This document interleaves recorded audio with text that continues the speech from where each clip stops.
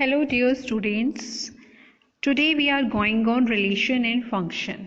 आज मैं आपके सामने रिलेशन और फंक्शन के कुछ नोट्स लेके आई हूँ जिससे हम ये रिवीजन करेंगे कि what is relation and what is function. This is a revision class. ठीक है, देखिए तो जैसे मैंने वैसे रिलेशन एंड फंक्शन की मेरी ऑलरेडी वीडियोस हैं जो मैंने शेयर की थी, बट ये जो है रिलेशन और फंक्शन की रिवीजन है तो मैं वो आपको बताती हूँ। देखिए बेटा, आपके सामने क्वेश्चन है जो हमें दे रखा है। वो हमें क्वेश्चन है कि एक रिलेशन है हमारे पास R from a set A to set B. मैं आपको नॉर्मल एक लैंग्वेज में पहले थोड़ा सा बताना चाहती हूँ कि क्या होता है रिलेशन और क्या होता है फंक्शन। देखिए, रिलेशन क्या होता है? रिलेशन होता है कि किसी दो चीज़ों के बीच में रिलेशन, समझ में आता होगा आपको कि किसी दो चीज़ों के बीच में रिलेशन, लाइक हम कहते हैं ब्रदर सिस्टर का रिलेशन, राम श्याम का रिलेशन, सीता गीता का रिलेशन, वो एक रिलेशन होता है। ठीक है, अब मैथ्स में क्या होता है कि रिलेशन को हम कैसे शो करते हैं कि अगर ये ए है ये बी है और मुझे इनके दोनों के बीच का रिलेशन पता है तो मैं इसको लिखूंगी ए रिलेशन है बी में। मतलब ये शो करता है कि ए और बी का रिलेशन है। समझ रहे हो? तो ये एक रिलेशन की एक डेफिनेशन इसकी हो जाती है कि रिलेशन हमारा क्या होता है। अब हमारे पास आता है कि फंक्शन। देखो, फंक्शन पे जाने से पहले हमारे रिलेशन में बहुत सारी चीज़ें ऐसी हैं कुछ, जैसे कि ऑर्डर्ड पेयर। जैसे फर्स्ट डेफिनेशन हमारी ऑर्डर्ड पेयर की है। देखिए बेटा, ऑर्डर्ड पेयर क्या होता है, आपको मैं एक बार ऑर्डर्ड पेयर थोड़ा बताती हूँ कि ऑर्डर्ड पेयर क्या होता है। मैंने आपको ये पहले भी बताया था। तो ऑर्डर्ड पेयर क्या होता है, देखिए बेटा, जैसे ये है ए बी, ठीक है, हमने इसको ये लिखा, ये जो फॉर्म है, ये जो रिप्रेजेंटेशन है, इसको ही हम ऑर्डर्ड पेयर का नेम देते हैं। ठीक है, बस ये कि मैथमेटिकल लैंग्वेज में इसको क्या डेफिनेशन इसकी रिप्रेजेंट हुई कि ए और बी। अब इसका ये मतलब है कि कोई एक सेट है। देखो, इसके लिए रिलेशन और फंक्शन के लिए पहले आपको सारा कंसेप्ट सेट वाला पता होना चाहिए। सेट क्या होता है, चलो मैं आपको सेट भी बता। एक कलेक्शन होती है, ठीक है, किसी भी चीज़ की कलेक्शन। जैसे हमने कलेक्शन बुक्स की कर दी या टॉफिस की हम कोई कलेक्शंस कर देते तो वो हम कहेंगे हमने इकट्ठा कोई चीज़ करी है, दैट इज़ अ सेट। ये एक सेट होता है। ठीक है, अब हमारे पास सेट के बाद ही रिलेशन फंक्शन बना था कि हमारे पास ए कोई सेट है। ठीक है, मान लो ए सेट है, उसमें एलिमेंट्स थे ए बी इस तरीके से। इसी तरह बी हमारा कोई सेट था, उसमें भी कोई एलिमेंट थे सी एंड डी। अब ए और बी में क्या, इसका ये मतलब है वैसे बेसिकली कि ए और सी यहाँ ले लो, बी और डी यहाँ ले लीजिए, कि हमारा ए जो है ये ए एलिमेंट कहाँ से उठाया गया है, ए सेट से, और बी एलिमेंट कहाँ से लिया गया है, बी सेट से। क्लियर है ये बात कि ए सेट में ए मेरा एलिमेंट ए में से लिया गया है, बी मेरा एलिमेंट बी में से लिया गया है।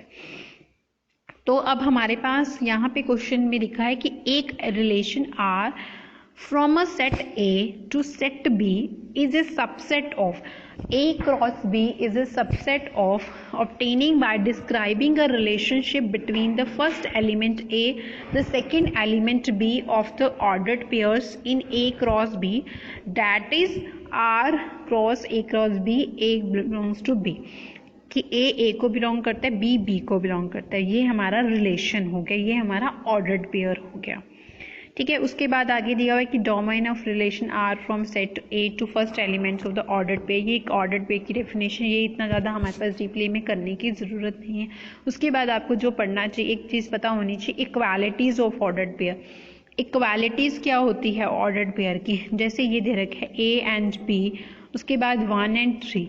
तो इक्वालिटीज़, इक्वालिटी का नाम से, वर्ड से पता चल रहा है कि इक्वल है कोई चीज़ ना, इक्वल है। तो यहाँ से हमारे पास क्वेश्चन ऐसे आता है कि find the values of a and b if a b equals to 1 and 3। तो यहाँ से समझ जाना है कि अगर वो इक्वल दे रहा है तो ये इक्वालिटीज़ है। इसका ये मतलब है कि ए की वैल्यू मेरी 1 है और मेरी बी की वैल्यू कितनी है, 3 है। इस बात का ये मतलब है। ठीक है जी। तो उसके बाद हमारे पास डोमेन और रेंज होती है। डोमेन होता है, रेंज होता है। जैसे हमारा होता है कि अगर ए बी ऐसे एलिमेंट है 1 4 A4। तो यहाँ पर हमारा जो A ये चीज़ है ना, ये फर्स्ट वाली चीज़ हम बोलते हैं ये डोमेन है, ये हमारी जो होती है वो रेंज होती है। समझ रहे हो, वो हमारी क्या होती है, रेंज होती है। ठीक है, तो अब इसमें यही चीज कह रखी है कि range of relation R from set A to B और द सेकेंड एलिमेंट्स ऑफ इसी रेंज।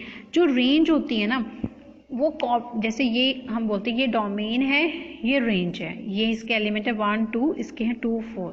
ठीक है, तो अब हम जैसे ये कहा कि ये इस चीज का यहाँ पे ये मीनिंग है कि ये इसकी इमेज है, ये इसकी इमेज है। 1 जो है 2 की इमेज है, ये इमेज है। और हम बोलते हैं ये जो है ना ये रेंज जो है ये इसकी प्री इमेज है। ठीक है, तो हमारा जो रेंज है वो मतलब कि हम इसको ये बोलते हैं कि ये इसकी, इसको तो बोलते हैं ये इसकी इमेज है, इसको हम बोलते हैं इसकी कोडोमेन है। समझ रहे हो, ये इसको क्या है, कोडोमेन है। जो रेंज निकलती है वो कहाँ से निकलती है, वो आई तो कोडोमेन में से ही होती है ना, आती तो कोडोमेन में से ही है। तो इसीलिए कहते हैं कि रेंज जो है कंटेन करती है हमारी कोडोमेन में से। ठीक है, उसके बाद नेक्स्ट हमारे पास इसमें ये चीज़ है कि रिलेशन दे रखा है। उसके बाद ये एग्जाम्पल्स आपके सामने हैं कि consider relation R of set A 1 3 5 7 9। ठीक है, इसमें आपका जो है एग्जाम्पल दिया हुआ है consider relation R in a set A, और फिर हमें रिलेशन दे रखा है इज इवन नंबर। ठीक है, तो हमें बताना है, अब सिंपल सी चीज़ है, रिलेशन दे रखे a प्लस बी का, तो हम चेक कर लेंगे और a इवन नंबर ही हमें लेने हैं, है ना, इवन नंबर लेने। जैसे 1 हमें 2 2 चेक कर लिया, 2 + 2 4 होता है, और हमने 4 चेक कर लिया। तो वो हम चेक करते हैं कि क्या होता है, रिफ्लेक्सिव है या सिमेट्रिक है या ट्रांजिटिव है। मैं आपको एक छोटी सी चीज़ बताना चाहूँगी कि आप जो है मतलब ऐसे देखो, ये तो एक जनरल एग्जाम्पल हो गया, बट एक छोटी सी चीज़ देखिए कि यहाँ से आप पढ़ें कि रिफ्लेक्सिव पे आ गया ना। अब हम रिफ्लेक्सिव क्या होता है कि कोई भी रिलेशन आर है उसे हम कब रिफ्लेक्सिव कहेंगे कि जब ए और ए लाई करता है आर में।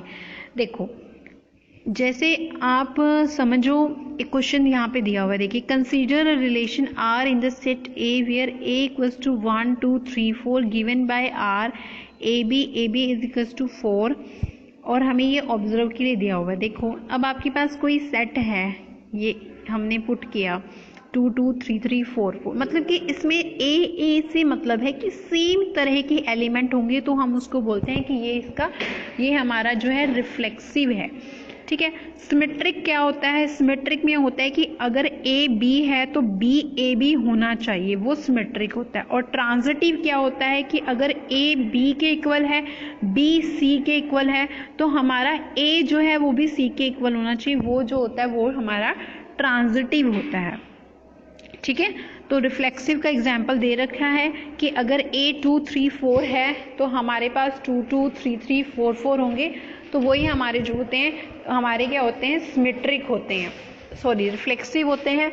और सिमेट्रिक हमारे क्या होता है कि अगर हमारा 2 3 किसी सेट में है, उसी सेट में हमारा 3 और 2 भी होना चाहिए, वो हमारा क्या होता है, सिमेट्रिक। और ट्रांजिटिव क्या होता है कि अगर 2 3 है और 3 1 है, तो हमारा उस सेट के अंदर 2 1 भी होना चाहिए। तो इस चीज का ये मतलब है। ठीक है, तो ये इसका हमारा जो है ये रिफ्लेक्सिव था, ये हमारा सिमेट्रिक का एग्जाम्पल दे रखा है कि अगर A1 A2 है तो हमारा A2 A1 भी होना चाहिए। उसी के बाद है transitive. A relation R in a set A is transitive if A1 A2 belongs to R. मैंने बताया ना कि अगर हमारा 2 और 3 रिलेशन में आता है, रिलेशन के अंदर है, तो हमारा जो है 3 और 1 भी रिलेशन में होना चाहिए। उसके बाद 2 और 1 भी हमारा रिलेशन में होना चाहिए। तो अगर हमारा इस चीज़ का ये मतलब है कि A1 A2 रिलेशन में से है, A2 A3 भी अगर रिलेशन में से है, तो डैट इज A1 A3 भी रिलेशन में से होना चाहिए। रिलेशन क्या होता है, रिलेशन होता है हमारा कि अगर कोई सेट ऐसे दिया हुआ है 1 2, ठीक है, 2 2, ठीक है, उसी के अंदर 2 1, ठीक है, और हमें दे रखा है 2 3, और 1 3। अब हम इसे इसमें से बोलेंगे चेक करो कि this is reflexive, symmetric and transitive. Reflexive है, अगर हम सिमेट्रिक ढूंढे 1 2 है तो 2 1 भी है, ट्रांजिटिव ढूंढे 1 2 है, 2 3 है तो 1 3। तो ये रिफ्लेक्सिव, सिमेट्रिक, ट्रांजिटिव तीनों है। तो हमारे पास जो चेक करने के लिए पूछा जाता है वो पूछा जाता है कि what is reflexive, what is symmetric and what is transitive, right. So हमारे पास इसमें जो है रिफ्लेक्सिव, सिमेट्रिक, ट्रांजिटिव तीनों चीजें हैं। अब इसमें हमारे पास एक एग्जाम्पल दिया हुआ है कि जिसमें बताया हुआ है कि क्या ये है क्वेश्चंस में। देखिए इसको रीड करेंगे। ए बी एंड सी जी भी 2 ऑर्डर्ड पेयर हैं। ए बी और सी जी 2 ऑर्डर्ड पेयर हमें दे रखे हैं और हमें वो दे रखा है कि A plus D equals to B plus C है। तो हमें ये बताना है। तो सीधी सी बात है कि अगर हमारा वो लाई करता है, सिमेट्रिक लाई करता है, तो उसमें कहता है कि ए प्लस ए इक्वल होना चाहिए, और रिफ्लेक्सिव में, और ट्रांजिटिव में, सिमेट्रिक में क्या क्या होना चाहिए, ए प्लस बी प्लस ए के इक्वल होना चाहिए। ठीक है, तो ये चीज़ हमारी होनी चाहिए कि हमारा अगर ए बी अगर रिलेट करता है ए बी को तो वो आपस में इक्वल होगा। इसका ये मतलब है कि वो चीज़ क्या है, रिफ्लेक्सिव है। इसी तरह से हमारा जो है अगर ए बी रिलेट करता है सी डी को तो ए प्लस डी बी प्लस सी के इक्वल, तो इसी तरह सी प्लस बी भी हमारा डी प्लस इक्वल के इक्वल होना चाहिए। तभी हम कहेंगे कि ये चीज़ हमारी क्या है, सिमेट्रिक है, क्योंकि तभी हम कहेंगे। और एक चीज़ और, what is equivalence relation. Equivalence relation क्या होता है कि जो चीज़ रिफ्लेक्सिव भी है, सिमेट्रिक भी है, ट्रांजिटिव भी है, मतलब उसमें तीनों चीज़ आ जाती है, तो उसे हम बोलते हैं कि ये हमारा क्या है, इक्विवेलेंस रिलेशन है। ठीक है, तो इक्विवेलेंस हमारा क्या होता है, इक्विवेलेंस मैंने आपको अभी जस्ट बताया ही है कि इक्विवेलेंस हमारा क्या होता है, जो हमारा रिफ्लेक्सिव, सिमेट्रिक, ट्रांजिटिव तीनों चीज़ें होती हैं उसे हम बोलते हैं हमारा जो है ये क्या होता है, इक्विवेलेंस होता है। उसके बाद हमारा जो है नेक्स्ट स्टार्ट होता है फंक्शन। यहाँ से हमारा फंक्शन स्टार्ट करते हैं। फंक्शन क्या होता है कि फंक्शन, अब ये चीज़ है x to y, इसका ये मतलब है कि ये इमेज है, ये प्री इमेज है, ये डोमेन है, ये रेंज है, इसका ये मतलब होता है। अब इसकी डेफिनेशन रेड करते हैं। A function f from set X to Y, कहाँ से कहाँ तक जाता है, X to Y. X domain है, वाई रेंज है, यहाँ से ये पता चला। X to Y in a specific type of relation in every element of X has one and only image Y in set Y. मैंने बताया ना, ये डोमेन होता है, ये रेंज, इसके हर एक एलिमेंट की इमेज इसमें होगी, हर एक एलिमेंट की इमेज इसमें होगी। तो यही कह रहा है कि x है, ये y है, जो x का एलिमेंट है, x का एलिमेंट अगर x है और y का एलिमेंट एक स्पेस y है, तो इसकी x की इमेज जो है y के अंदर होगी, उसे हम बोलते हैं फंक्शन। फंक्शन के काफ़ी टाइप होते हैं, many one, one one, onto होता है। देखिए वन वन पता होना चाहिए, मैनी वन, सब कुछ हमें इसमें पता होना चाहिए क्या क्या होता है। अगर फंक्शन वन वन इंजेक्टिव है तो क्या चीज़ होती है, अगर कोई भी फंक्शन वन वन है या कैसे है, तो इसमें हमें पास क्या होना चाहिए, मैनी वन में कि fx1 fx2 के इक्वल है तो x1 है वो भी x2 के इक्वल होना चाहिए।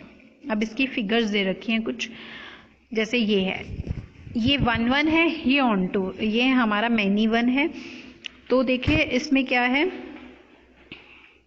देखो a की इमेज Q, b की इमेज P, c की इमेज, हमारी इमेज दे रखी है अलग, मतलब हर एक एलिमेंट की एक ही इमेज है, हर एक एलिमेंट की मतलब जितनी भी एलिमेंट है उसकी इमेज है, कहने का ये मतलब है।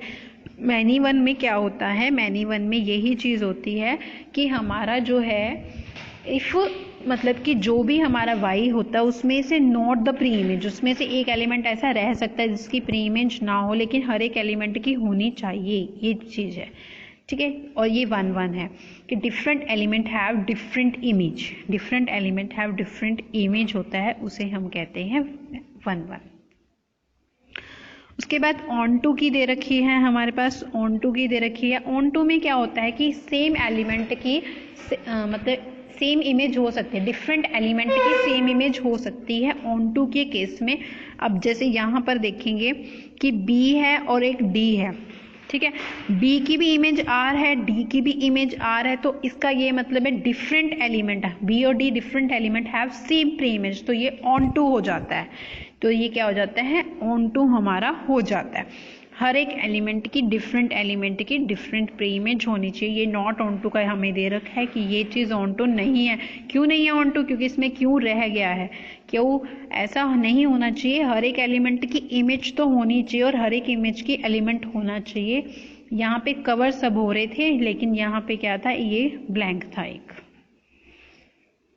ठीक है, उसके बाद नेक्स्ट है बाइजेक्टिव। कोई भी चीज़ को हम बाइजेक्टिव कब कहेंगे?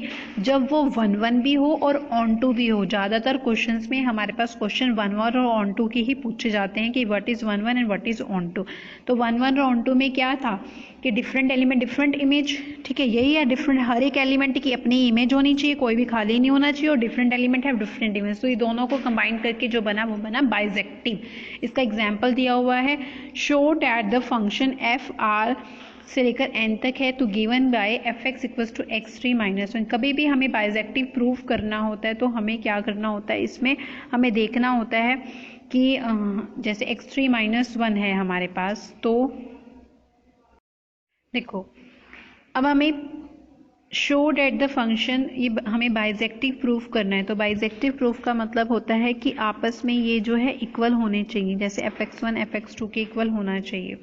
ये प्रूफ करना हम लेके चलते हैं कि अगर हमारा जो है fx1 जो है fx2 के इक्वल है तो इसका ये मतलब है कि x1 भी x2 के इक्वल होना चाहिए। बाइजेक्टिव का मतलब है कि fx1 fx2, x1 की जगह x1³ माइनस x2 की जगह ये लिखा, आपस में लिखा कि ये देखा इक्वल है तो ये 1-1 है।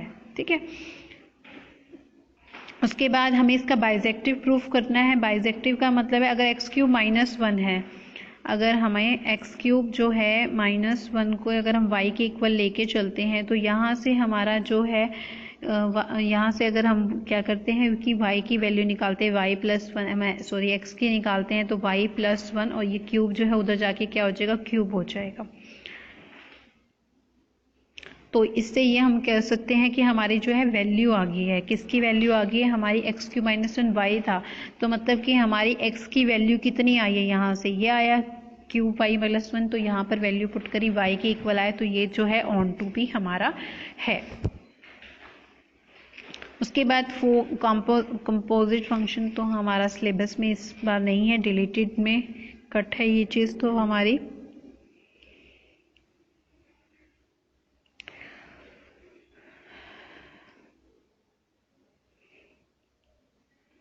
ठीक है, एक बार यहाँ से डेफिनेशन रीड करेंगे रिलेशन की। एक रिलेशन आर जो है, रिलेशन कब कहेंगे कि फर्स्ट एलिमेंट x में से होना चाहिए, सेकेंड एलिमेंट y में से होना चाहिए, इस तरह का ऑर्डर्ड पेयर होना चाहिए, वो उस चीज़ का रिलेशन होता है।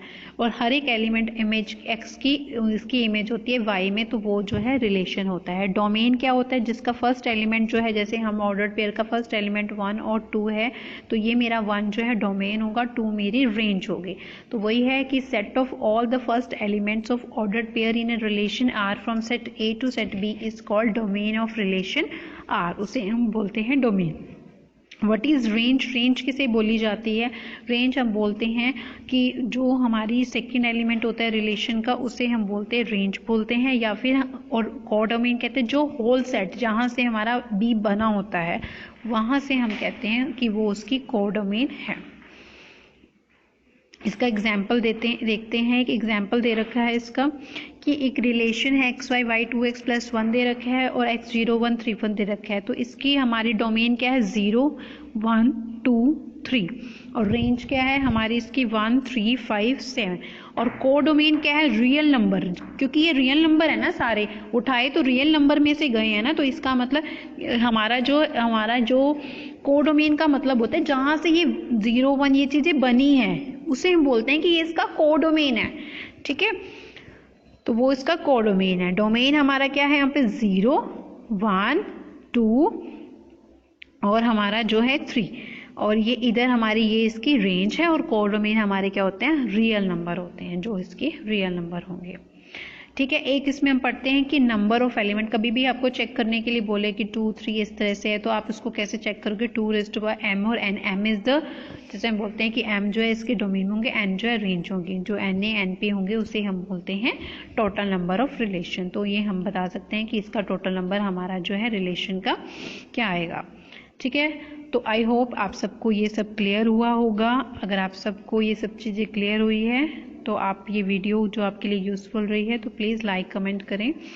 ठीक है, ये आपका रिलेशन और फंक्शन की रिवीजन वीडियो थी। आगे मैं नेक्स्ट चैप्टर की रिवीजन वीडियो इसी तरह से लाती रहूँगी। Thank you students.